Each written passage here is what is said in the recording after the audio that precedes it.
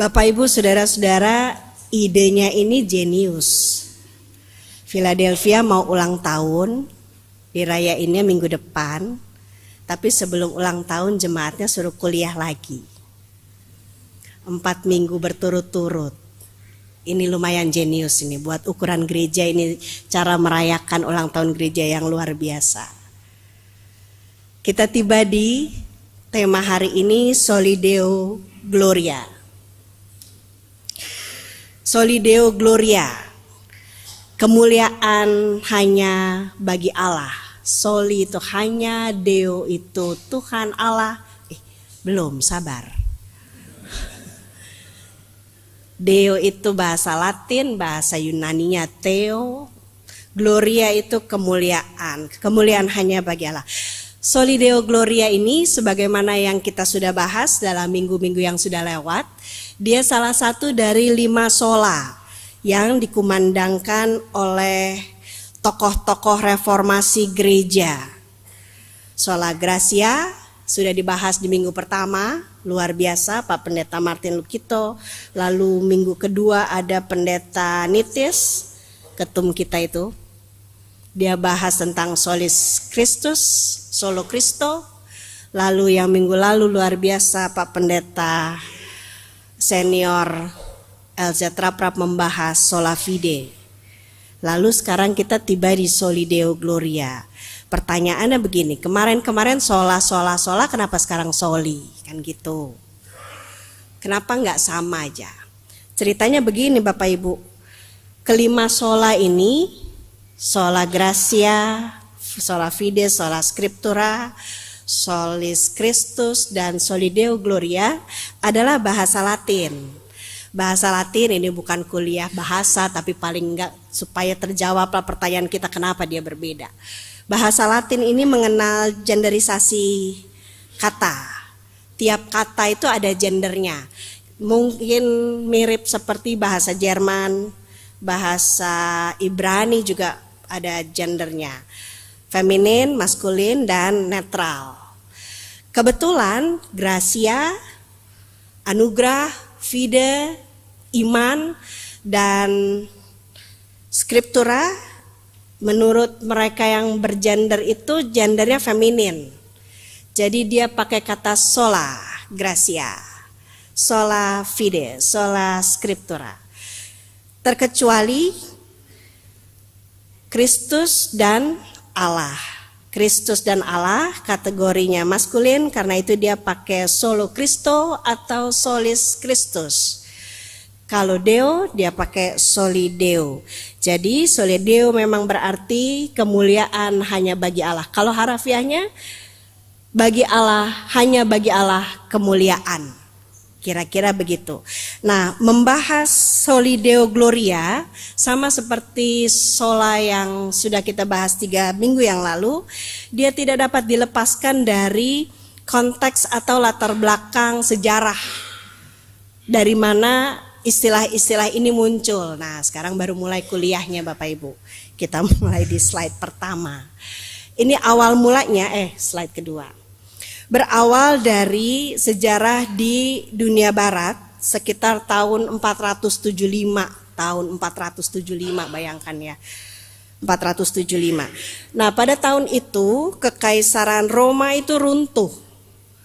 Kekaisaran yang waktu itu disebut sebagai Kekaisaran Adidaya pada saat itu, yang kalau di Alkitab ditulis bahasanya seluruh dunia, menetapkan sensus untuk seluruh dunia, maksudnya ya sekaisaran Roma itu, tapi saking besarnya mereka bilang hampir seluruh dunia. Nah, tahun 475 Kekaisaran Roma runtuh, tapi 100 tahun, kurang lebih 100 tahun ya, 100 tahun sebelum Kekaisaran ini runtuh, agama Kristen sudah menjadi agama resmi Kekaisaran. Kalau Bapak Ibu ingat, kita baca di Perjanjian Baru, Kisah Para Rasul sampai seterusnya, surat-surat Paulus, itu menceritakan orang Kristen ditindas oleh Kekaisaran Roma. Itu sebelum tahun 300-an. Jadi waktu Tuhan Yesus naik, Roh Kudus turun, para rasul ini memberitakan Injil, pada saat itulah mulai ada penindasan terhadap orang Kristen. Tapi sekitar tahun 300-an, 380, agama Kristen sudah diterima oleh Kekaisaran Roma menjadi agama resmi. Jadi waktu tahun 475 dia runtuh, agama Kristen itu langsung mengambil alih kekuasaan gereja. Kebetulannya begitu. Jadi ketika kekaisaran ini runtuh, agama Kristen mengambil alih kekuasaan dan menjadi sangat dominan. Mungkin kita yang sekarang hidup di alam Indonesia seperti ini, kita akan berpikir, loh bagus dong kalau gereja yang jadi penguasa, kan gitu. Enggak juga. Karena kita hidup di alam ini. Tapi pada waktu itu ketika kekaisaran runtuh, gereja mengambil alih. Apa yang terjadi itu kecil-kecil, nanti Bapak Ibu lihat sendiri kalau dibagikan materinya. Yang terjadi, raja-raja dan para bangsawan itu tunduk sekali sama bisik-bisik gereja. Kalau Bapak Ibu suka atau berminat pada sejarah kerajaan di Eropa, itu raja-raja yang berkuasa biasa gini, kalau dia berangkat dari dinasti, gereja nggak suka, nanti mereka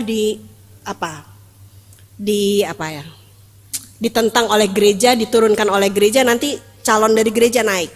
Nanti yang dinasti ini nggak terima, diperang lagi di situ, turun lagi yang dari gereja, begitu aja kerjaannya. Kenapa? Karena gereja itu mulai masuk ke wilayah kerajaan. Dia juga menjadi pembisik-pembisik. Para uskup dan paus pada waktu itu sangat dominan sekali menentukan apakah orang ini boleh atau tidak menjadi raja. Bayangkan ya, sampai sepengaruh itu. Lalu banyak lahan rakyat yang diambil. Lahan rakyat diambil, ketika menjadi milik gereja, siapa yang hidup di atas itu dikenakan pajak 10%. Seolah-olah Alkitabiah. Dia ada di Alkitab, tapi nggak gitu juga cara pemberlakuannya. Siapa tinggal di situ wajib kasih pajak ke gereja 10%. Lalu pada sisi lain ada bagusnya, ada, nggak selalu buruk. Gereja itu mengembangkan pendidikan. Jadi biara itu tidak hanya menjadi tempat berdoa dan ibadah, tapi disitulah ada muncul berbagai macam penelitian. Tapi masalah gini Bapak Ibu, kalau ada penelitian di luar gereja yang tidak sesuai dengan penelitian gereja, itu dianggap sesat. Salah satunya Bapak Ibu ingat nggak? Mungkin kita yang muda ya yang ingat, yang maksudnya yang masih di sekolah. Kenal? Enggak kenal, udah tua, udah mati. Kopernikus dengan teori heliosentris. Jadi ketika gereja itu mengatakan bumi ini adalah pusat kehidupan semesta karena ada makhluk hidupnya. Ada manusia yang diciptakan seturut gambar Allah. Ternyata Kopernikus menemukan enggak, pusat dari perputaran semesta itu ada di matahari. Ada di heliosentris. Nah, pada saat itu Kopernikus dibilang sesat oleh gereja. Muridnya Galileo Galilei sama juga dibilang bidah. Pokoknya ilmu pengetahuan yang berkembang di luar gereja itu dianggap sesat. Kalau pada zaman itu dianggap sesat itu nggak main-main Bapak Ibu. Kalau nggak hukumannya pasti mati. Kalau nggak dirajam, dibakar dan seterusnya. Lalu hukum di masyarakat pun diatur oleh gereja. Perkawinan yang pasti ada baiknya juga. Gereja mengelola banyak fasilitas sosial, tapi ya itu juga tidak terlepas dari praktek korupsi dan kekuasaan. Jadi kita nggak jadi berpikir bahwa ketika gereja mendominasi negara itu baik, nggak juga, sama aja. Yang terjadi adalah berikutnya, gereja justru menjadi tidak terkendali. Gereja menjadi tidak terkendali dalam memperkaya diri dan mengokohkan pengaruhnya di kerajaan-kerajaan. Akhirnya yang jadi korban itu umatnya sendiri. Bayangkan ya, yang mau disampaikan dari sejarah ini adalah slide berikut. Ini yang memprihatinkan. Bicara soal kemuliaan Allah, ternyata kemuliaan Allah itu pada akhirnya dicuri secara diam-diam atau dirampas secara terang-terangan justru oleh gereja sendiri. Jadi bukan kekaisaran, bukan kerajaan, bukan bangsa-bangsa yang tidak mengenal Allah, tapi yang mencuri kemuliaan Allah justru gerejanya sendiri. Dengan berebutan menjadi Tuhan atas rakyatnya. Nah, kita lanjut. Dalam kegalauan itu, Bapak Ibu, dan dalam keresahan itu muncullah tokoh reformasi yang kita bicarakan sepanjang 4 minggu terakhir. Ada Luther di Jerman, ada John Calvin di Prancis, ada Ulrich Zwingli di Swiss, ada di Inggris ada John Wycliffe. Lalu ada juga ternyata Raja Henry ke-8 ini juga termasuk tokoh reformasi walaupun reputasinya nggak baik-baik amat.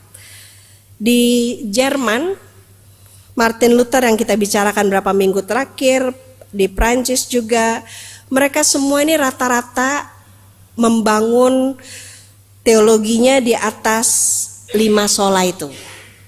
Bahwa manusia selamat hanya karena anugerah yang diterima hanya dengan iman, tidak pakai syarat-syarat yang lain. Lalu penjelasan tentang anugerah dan iman itu hanya berdasarkan Alkitab, maka manusia itu, orang Kristen harus hidup hanya berdasarkan Alkitab, dan hanya Kristus satu-satunya juru selamat. Dan sekarang yang terakhir adalah Soli Deo Gloria. Tapi intinya lima-limanya ini sama Bapak Ibu, sama-sama membangun teologinya berdasarkan 5 sola itu. Kalau John Wycliffe ini dia lebih dulu sebetulnya, jauh sebelum Luther, dia sudah lebih dahulu berani menerjemahkan Alkitab dalam bahasa Latin menjadi bahasa Inggris seluruhnya. Kenapa begitu? Sebelumnya Alkitab itu nggak boleh dibaca oleh jemaat. Jemaat itu terlalu kotor lah, terlalu berdosa untuk pegang Alkitab. Jadi cukup untuk para pemimpin gereja.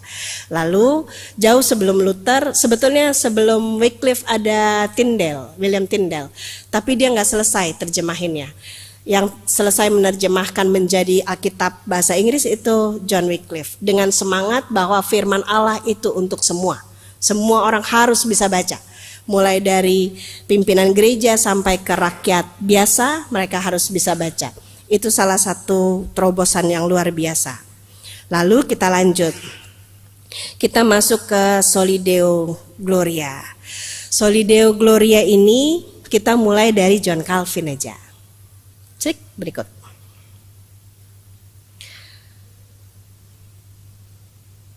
Sebelum ini.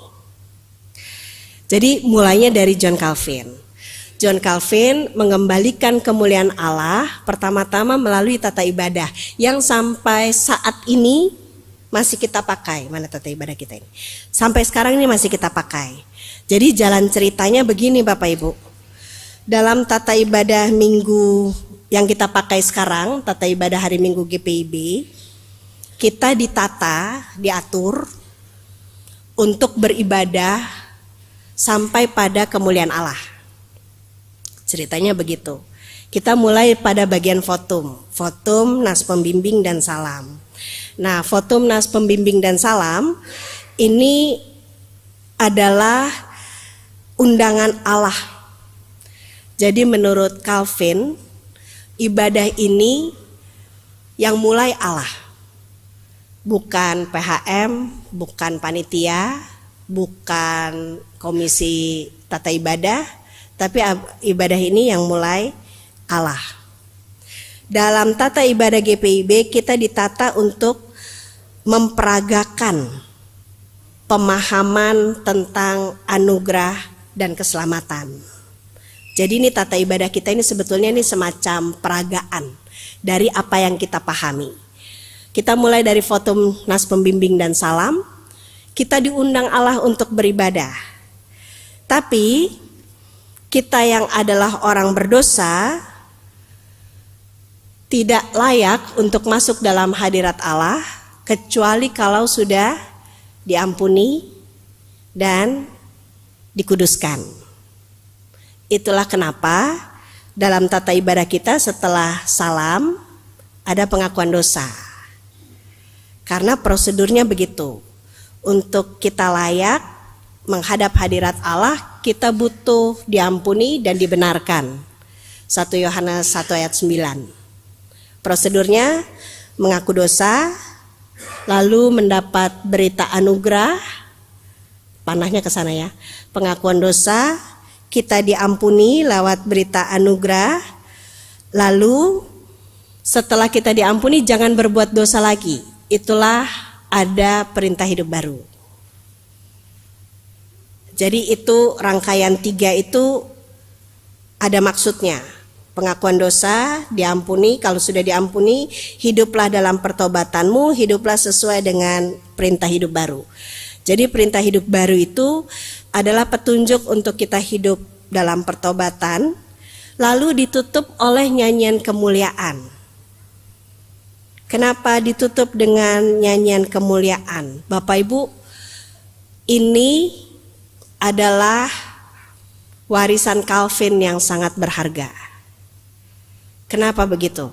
Karena Calvin mengatakan dalam teologinya, kalau kita bisa hidup dalam pertobatan sesuai dengan perintah hidup baru itu, sebetulnya dulu sederhananya perintah hidup baru hanya diambil dari 10 perintah Allah. Tapi kemudian hari berkembang. Kalau kita berhasil hidup sesuai dengan perintah hidup baru itu, maka kemuliaan hanyalah untuk Allah.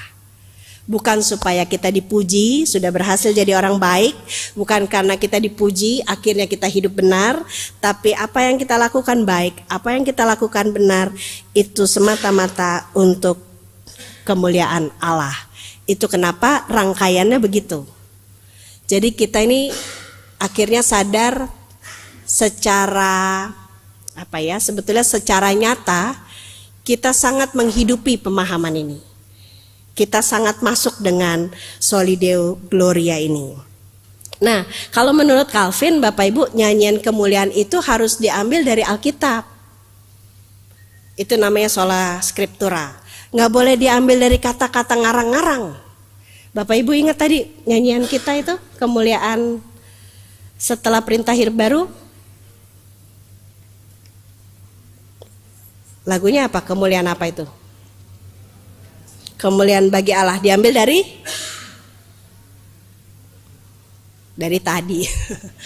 Diambil dari mana? Dari tata ibadah tadi. Diambil dari Lukas 2, ya kan? Nyanyian malaikat ketika bertemu dengan gembala. Lalu nyanyian kemuliaan mana lagi? Doksologi juga diambil dari Alkitab. Apa itu? Pujilah Halik semesta, itu juga diambil dari Alkitab. Ini ketentuan Calvin. Jadi kalau di buku kita itu ada petunjuknya, petunjuk hidup baru, terus masih nyanyiannya masih berisi ajaran-ajaran praktis. Sebetulnya itu masuk dalam perintah hidup baru, itu bukan nyanyian kemuliaan. Karena menurut Calvin, kalau kita sudah diampuni, hiduplah dalam pertobatan itu, dan ujungnya adalah kemuliaan Allah. Itu dari tata ibadah. Kita lanjut. Dari tata ibadah kita mau lihat ke dunia. Dari rahim gereja lahirlah musik klasik yang mendunia dari abad ke abad. Lahirlah musik-musik kalau dinyanyikan, kalau dimainkan itu luar biasa agungnya. Itu lahir dari rahim gereja. Karena ibadah gereja itu dihidupi oleh nyanyian. Jadi gereja itu ibadahnya ditopang, dijiwai, disemangati oleh nyanyian. Ceritanya tentang Johann Sebastian Bach. Ternyata Bapak Ibu, dia itu sebelum jadi komposer besar, dia adalah seorang organis gereja. Mana tahu Kak Chandra besok-besok jadi komposer besar juga. Karena Johann Sebastian Bach ini dia mulai dari jadi organis. Dia juga anggota paduan suara gereja. Adanya Yedutun sama FYC. Mulainya dari situ. Tapi yang luar biasa, Bach ini sangat taat pada ajarannya Martin Luther. Jadi dia ini disebutnya seorang Lutheran sejati. Kenapa begitu? Akhirnya dia memakai musik itu untuk berteologi. Dia menyampaikan pengajaran-pengajaran teologi tentang pemberitaan Kristus itu dalam musik-musiknya yang megah, yang tidak hanya dimainkan di gereja tapi juga di konser-konser hall. Dan itu akhirnya secara jelas dia memberitakan Kristus dan dinikmati dengan dengan berkelas oleh banyak orang. Nah, di ujung dari partiturnya itu selalu ada SDG, paduan suara kita juga, Solideo Gloria. Di ujungnya itu, di ujung partiturnya itu, nah ini kelihatan, ada Solideo Gloria. Artinya, bayangkan ya Bapak Ibu ya, di ujung pujian dan kekaguman orang, Bach ini menutup dengan kemuliaan hanya bagi Tuhan. Dia tahu bahwa karyanya itu akan menjadi sangat megah, terkenal, dikagumi, tapi di ujungnya dia bilang kemuliaan hanya bagi Allah. Hidupnya, karyanya, pujian dari orang itu untuk kemuliaan Allah. Lalu kita mau belajar dari sini. Kalau tadi kita belajar dari Calvin, tata ibadahnya sudah kita berlakukan tiap minggu. Sekarang kita belajar dari Bach. Belajar memuliakan Allah melalui karya hidup. Belajar dari sini Bapak Ibu, saudara-saudara, hasilkanlah karya yang mahal. Mahal bukan karena barangnya yang mahal, bukan karena harganya, nominalnya. Tapi ketika kita dalam berkarya, dalam kita menghasilkan sesuatu, itu tidak asal jadi.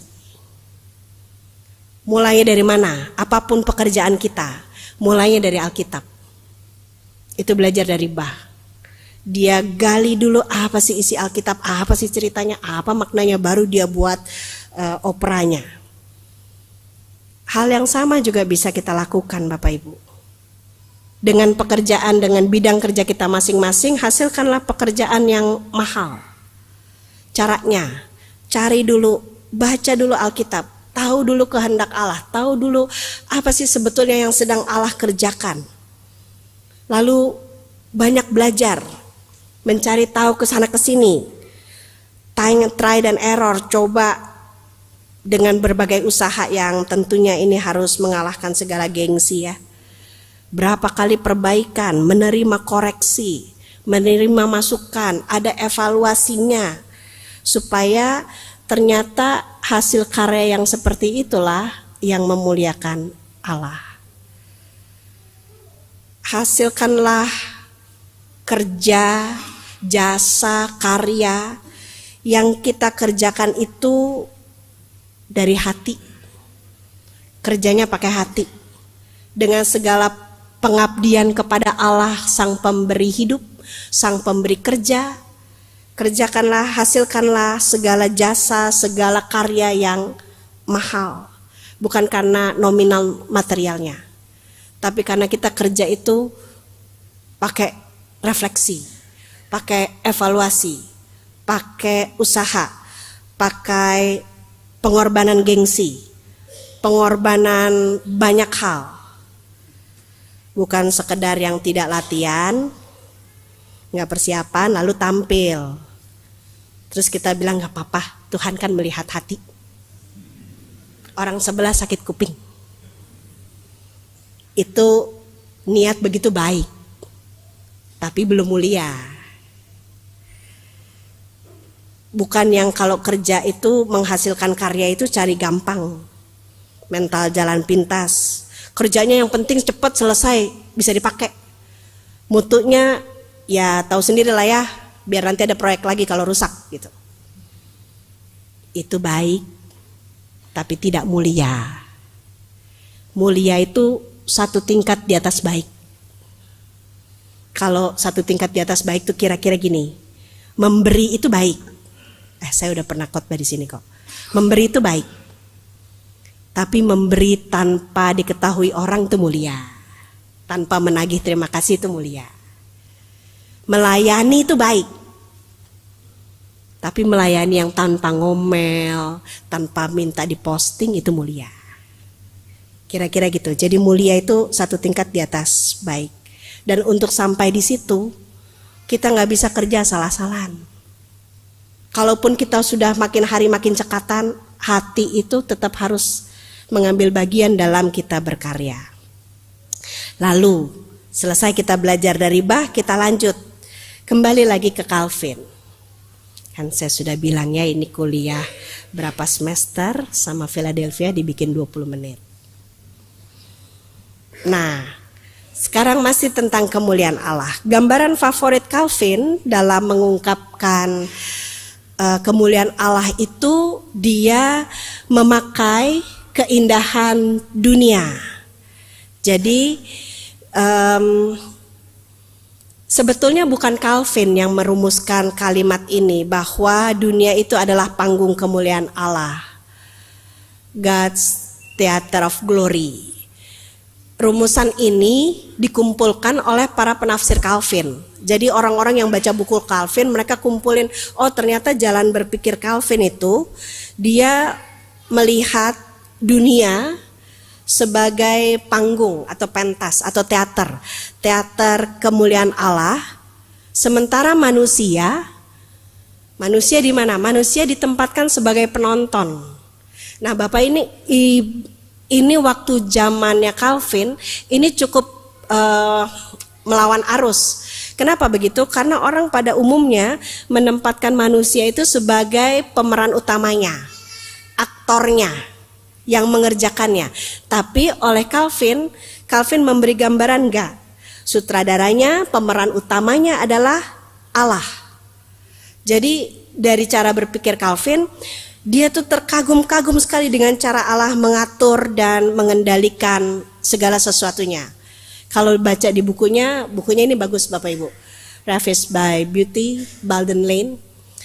Untuk ukuran bahasa Inggris yang pas-pasan itu kayak saya nih mudah dipahami. Jadi dia gambarannya gitu. Dia gambarannya Calvin itu takjub kalau air laut tuh bisa berhenti di pantai. Terlepas kalau lagi ada bencana ya. Dia heran kalau burung itu bisa terbang, nggak jatuh, nggak tabrakan gitu. Itu ada di buku itu. Dia menggambarkan bahwa Calvin tuh melihat dunia sebagai teaternya Allah. Jadi Allah yang memainkan semuanya itu. Tapi yang menyenangkan lagi, dunia sebagai teater Allah itu bukan berarti tontonan ringan. Bukan berarti ini kayak kita nonton sekedar stand up komedi atau hiburan. Ini bukan hiburan. Tapi ada satu cerita yang perlu disimak dan dipahami oleh penonton sehingga hidupnya berubah. Jadi ini bukan cuma sekedar tontonan oh iya ya keren ya, enggak. Ini ada sesuatu yang harus mengubah hidup penonton. Salah satunya tentang dosa dan salib. Calvin tidak menutup mata bahwa di dunia yang sedemikian rupa dikendalikan dan diatur Allah juga terjadi hal-hal yang tidak baik. Ini yang bacaan kita hari ini Bapak Ibu, Habakuk 1. Ada apa di situ dibilang? Habakuk 1 coba aku lihat ya. Ada kejahatan, ada kelaliman, ada penganiayaan, ada kekerasan, ada perbantahan, ada pertikaian, ada hukum yang kehilangan kekuatan dan orang jahat lebih banyak dari orang baik. Akhirnya keadilan muncul terbalik. Calvin tidak menutup mata terhadap adanya peristiwa-peristiwa itu. Tapi yang luar biasanya, ini slide berikut. Dalam panggung kemuliaan Allah menyelamatkan umatnya dengan memberikan anaknya untuk disalib. Menurut Calvin, ini juga adegan dari kemuliaan Allah yang luar biasa. Karena paradoks sekali. Di satu sisi dunia itu bisa sedemikian teratur terkendali oleh kuasa Allah, tapi kok tetap ada adegan-adegan yang buruk. Tapi untuk adegan yang buruk itu Allah juga punya adegan pamungkas, penyaliban anaknya sendiri. Untuk menyelamatkan umatnya, Allah memberikan Kristus untuk disalib. Ini bacaan kita yang Roma tadi itu. Siapakah yang mengetahui pikiran Allah? Atau siapa yang pernah menjadi penasehatnya? Siapa yang pernah memberikan sesuatu kepadanya sehingga ia harus menggantikannya? Bagi dialah kemuliaan sampai selama-lamanya. Karena ini luar biasa. Ketika penyaliban Kristus masuk dalam adegan penyelamatan, maka dengan demikian Calvin mau katakan dosa dan salib adalah bagian dari kemuliaan Allah. Kita bilang, loh kotor dong kalau gitu ada dosanya. Karena ada peristiwa penyaliban. Adegan yang paling paradoksal dalam pementasan ini ketika kemuliaan Allah ditampilkan dalam penderitaan Kristus. Supaya akhirnya kita mengerti Bapak Ibu. Kita belajar dari sini ya, slide berikut. Terakhir. Supaya kita mengerti bahwa kemuliaan hanya bagi Allah itu tidak hanya dilihat dari situasi yang indah, pemandangan yang indah dan menakjubkan. Tidak dilihat juga dari tempat yang bersih, mengkilat, tanpa noda.